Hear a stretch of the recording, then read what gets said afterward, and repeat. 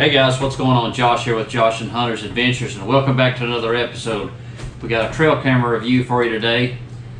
This is the Stealth Cam G45 No Glow. Okay, so there's no flash, it's just black flash. But we're gonna get into it, and I'm gonna tell you a little bit about it. But if it's your first time visiting our channel, please go down and hit that subscribe button and turn on that notification bell. That way you know when we put out videos. But let's get right into it and see what we got. Alright, so I've got it out of the box here. This is the size of it right here. You can see it's basically fits in the palm of my hand. This is the G45. It says on the box that it is 22 megapixels and has a 100-foot range. So if it is 22 megapixels all the time, that's actually pretty good. I'll just give you a quick little rundown of some of the stuff it says on the back. It does have 3 different settings that I'm going to show you, and I have a 42, which is basically, I guess, last year's model. This is the 45, this is the 42. You can see they're about the same height, about the same width. The 42, I will show you, it has 2 locks, and then it opens completely up, okay? The 45, the new one, it only opens halfway. So, but you can see everything's still the same as far as the controls and the settings and everything. What come in the box was a Stealth Cam, just a little bitty thing. It has different different gear. We already had that. We done a review on that. If you guys haven't checked that out, that is the card reader. Go back and watch that review. That's a good little piece to view your trail camera pictures. It comes with a sticker. Obviously, you're strapped to put it around the tree, and then your manual. But basically, everything that I can tell, everything is the same as the 42.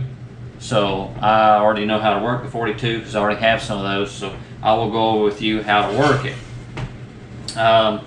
It does take 8 AA batteries. They are right there. The ejection button is right there. I will load 8 batteries in there and we will get started. So let me get the batteries put in and I'll get back with you. Alright guys, got the batteries in. I want to go over a couple of things. The settings that it has right here on the obviously up is off, then you have Q1, Q2, Q3, custom and test. So I'm going to go through what Q1, Q2 and Q3 is, okay?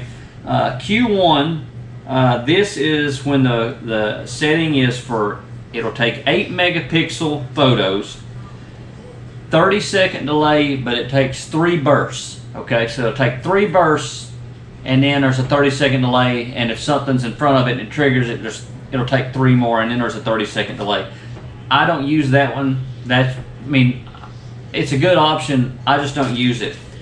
Q2, it is 8 megapixel resolution, and then it takes 1 single photo and then doesn't take another one until it's triggered for 30 seconds. So if a deer comes into the mineral site and is standing there, it's not going to continuously take pictures, because I have some of the does that'll come in, they'll stay for an hour at a time. So if it took constant pictures, my SD card would be full in no time.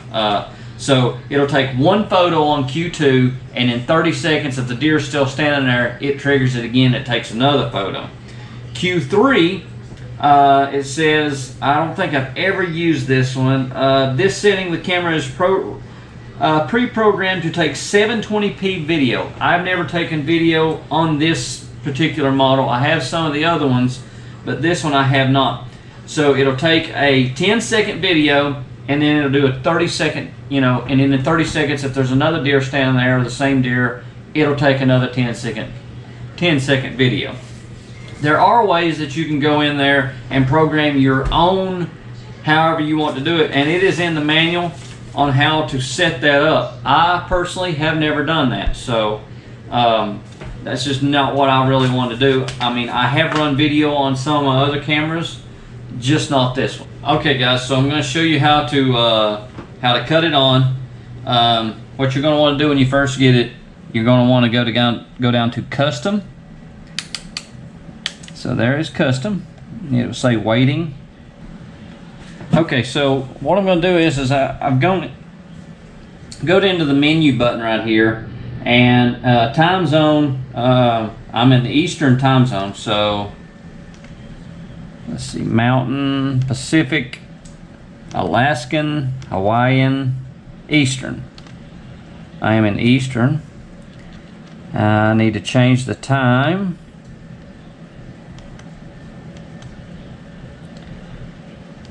It is 7 o'clock, 7:47 in the afternoon.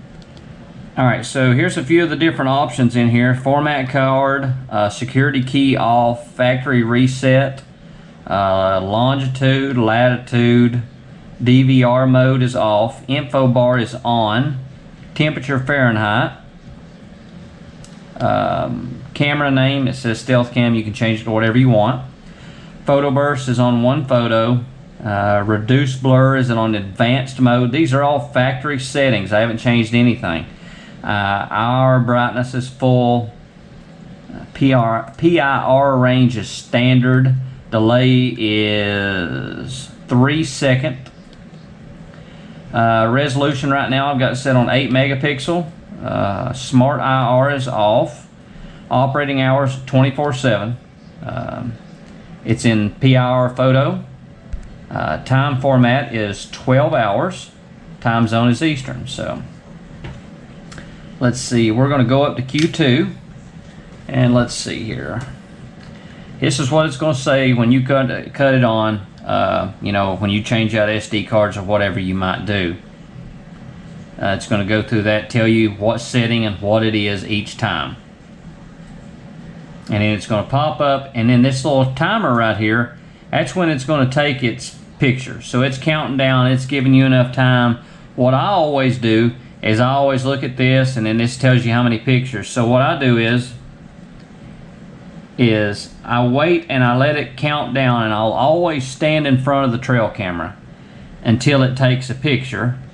And you will see right here, we're counting down 5, 4, 3, 2, 1, and I always make sure it takes a picture. And there we go. Okay, so I'm just going to show you that it did take a picture. It's just going through its thing, and each time it'll show over here, this light only comes on if you hit that button, so it's not going to come on if a deer comes through. But I'm just going to show you that it did take a picture. Right there, see it says 1. Now it's going to count down again, and each time when this light goes off, it goes into, I guess, dim mode. I'll let that sit there and finish. But you can see the two, they're pretty much the same size. Just what they changed was on the doors from the 42 to the 45. I really like these cameras. I will say the only thing that I've had with this particular one right here, and I do have another one out right now, is this one seems like it's burning through batteries just a little more than what I think it should. So I'm actually going to move this one to a spot that is not on a mineral site, that's not going to be taking as many pictures. So probably on just like there's a clear cut that I actually have a spot for. Now I'm just going to set it up there and see if I can catch anything coming through there. But I mean, I think they're great cameras. I really, really like them. They take decent pictures at nighttime. They're not the greatest at nighttime simply because this is a blackout version, okay? There may be some other cameras on the market, but for what I paid for this, I think I bought this one for $70 on sale, and I actually got the 45 for $90. So I couldn't really find any more sales on them. But I mean, honestly, for the money, I don't think you can beat it. I'll tell you why. Years ago, I didn't use blackout cameras, and I started noticing that the deer were constantly looking at the trail camera. Bucks, does, it didn't matter. They were constantly looking at it. Well, if you've ever noticed, these right here light up red on a non-blackout camera. So to me, they can see that, and a big buck is smart enough to know that something's not right. That, you know, he sees that. I feel like that he doesn't, like, that makes him nervous. So I started going to blackout cameras. They could care less now. They don't even know it's there. I mean, they never see it. It never lights up. There's no lights on it at all. It's got that black flash. But that's why I switched to blackout cameras. But if you guys got any questions, feel free to ask. Like I said, I just went over the settings that they have in it, like standard from the factory. You can set them up any way that you want. But if you got any questions, let me know. I'll try to answer them the best that I can. I hope you guys enjoyed this video. Remember, if you haven't subscribed, please go down and hit that subscribe button and turn on that notification bell. That way you know when we put out videos. This is Josh for Josh and Hunter's Adventures. We'll see you next time, guys.